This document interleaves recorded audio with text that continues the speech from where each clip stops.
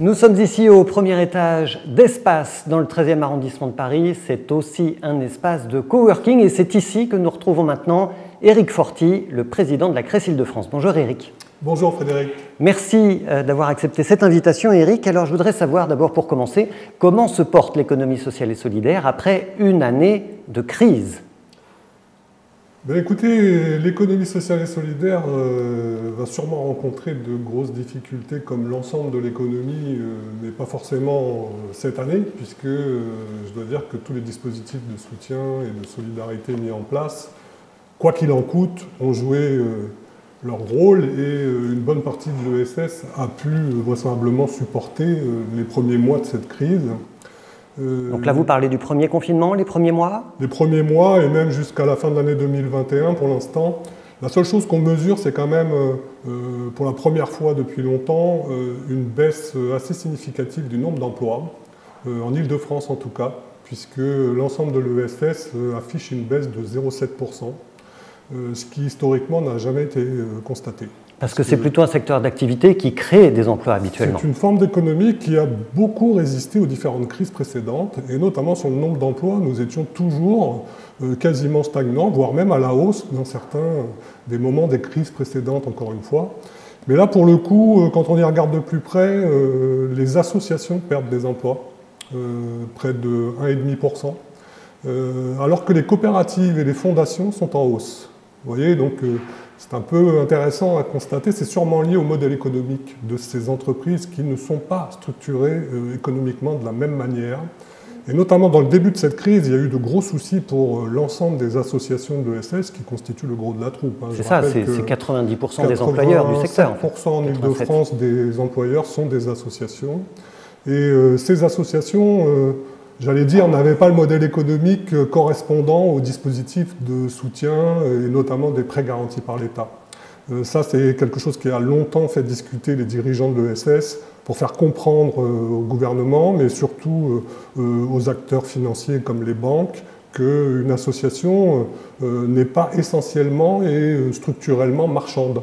Or, la définition d'une entreprise soutenue par ces dispositifs bancaires, c'est qu'ils ne soutiennent que si l'activité est principalement et même totalement marchande. Dans un premier temps, ça a été de longues discussions. Bon, on verra les conséquences de tout ça vraiment en 2022, parce que pour le coup, là, l'ensemble de ces entreprises ont bénéficié, comme les autres, du chômage partiel, des dispositifs d'exonération partielle ou de retard de paiement des charges. Tout ça a quand même des conséquences qui, sur le court terme, ont pu être surmontées, mais sur le moyen terme, encore une fois, il faudrait y regarder de plus près.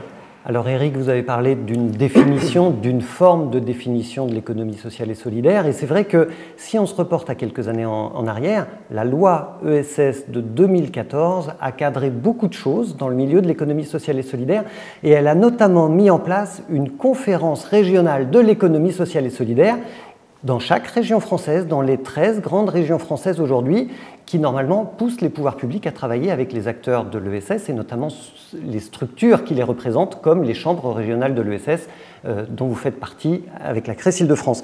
Quel est le bilan du travail que vous avez fait avec la région Île-de-France ces dernières années depuis l'instauration de cette conférence régionale de l'ESS ? Alors effectivement, comme vous le rappelez, la loi 2014, dite loi Hamon, a été un tournant dans l'histoire de l'ESS puisqu'elle imposait ces fameuses conférences régionales. Alors du moins, pour être plus précis, elle ne les imposait pas, elle les préconisait. Dans un des articles de la loi, il est précisé que une fois tous les 2 ans, les autorités publiques régionales, donc la préfecture de région, qui est la déconcentration de l'État en région, le conseil régional et les chambres régionales de l'ESS, installées également par l'article 4 de cette loi ESS 2014, avaient vocation à réunir une fois tous les 2 ans une conférence régionale de l'ESS. Vous parlez à l'imparfait, je vous vois venir. Ça s'est pas fait en Île-de-France ? Alors pour différentes raisons, mais d'abord parce que la loi 2014 a été immédiatement suivie d'un changement d'exécutif régional, puisque les élections régionales ont eu lieu en 2015, et que l'installation de ce nouvel exécutif, c'était une alternance en Île-de-France à l'époque, a mis quelques années avant de reconnaître ou de prendre conscience de l'intérêt de réunir tous les acteurs de l'ESS rassemblés dans les Cress, dans la Cress en l'occurrence, pour élaborer, évaluer, contribuer à l'évaluation des politiques publiques de développement économique, et notamment de celles qui sont directement fléchées par l'ESS. Quand vous dites ça a mis quelques années, ça a mis combien de temps? Je dirais que ça a mis 4 ou 5 ans, puisque... Presque une mandature. Oui, pour parler clairement, il y a eu des embryons de tentatives d'organisation de conférences sous la pression de l'État, notamment, qui voulait respecter la loi. L'exécutif régional n'étant pas tout à fait enclin à développer, avec tous les intérêts que ça pouvait avoir, une réelle conférence. On a eu des échanges, on a eu des moments de rencontre.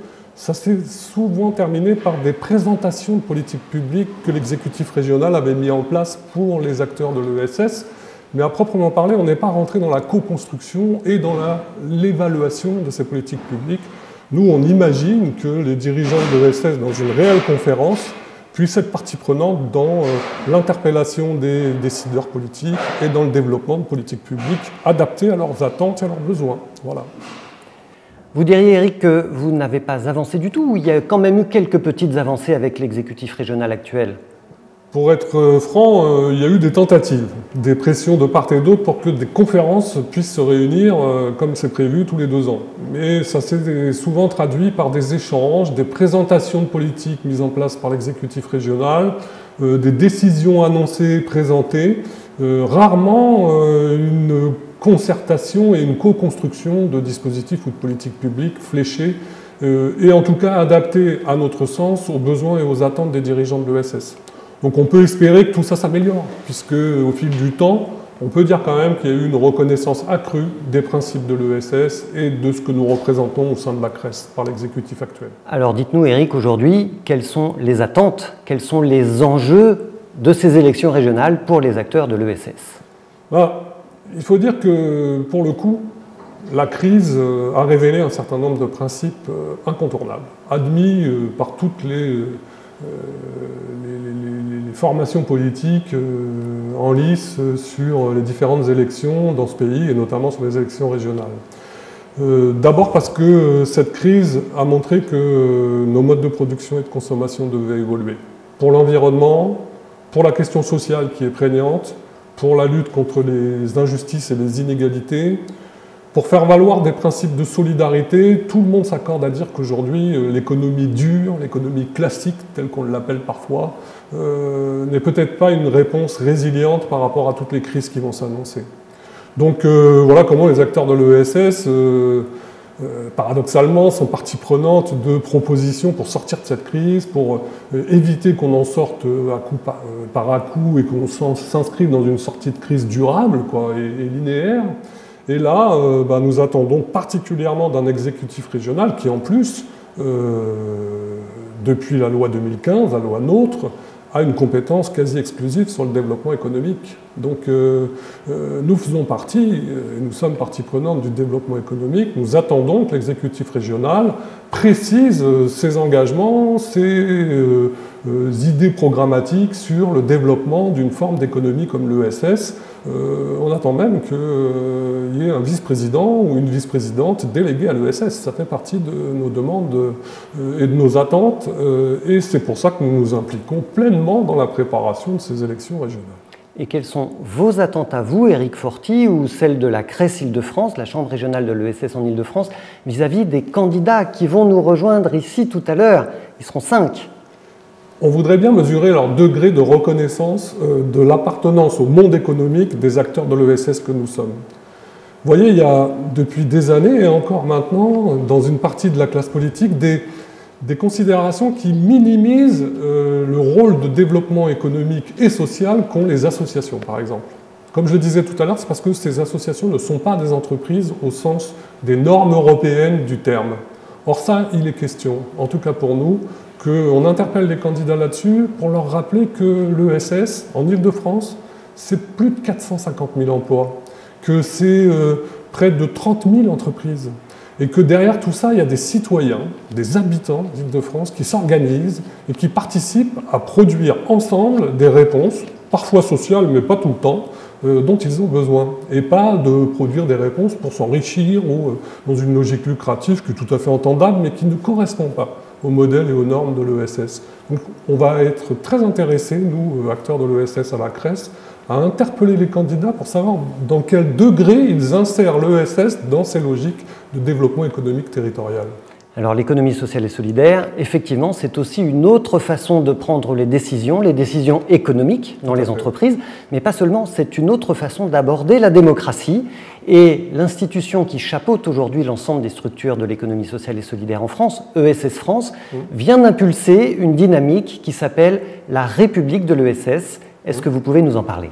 Le président de ESS France, Jérôme Sadier, à l'heure actuelle, qui est également président du Crédit Coopératif, a rédigé une tribune qui s'intitulait de mémoire « Pour que les jours d'après cette crise », nous étions en pleine crise au mois de juillet 2020, « pour que les jours d'après deviennent des jours heureux ». Les jours heureux, ça fait écho à quelques slogans un peu plus anciens dans l'histoire politique française. Tout à fait.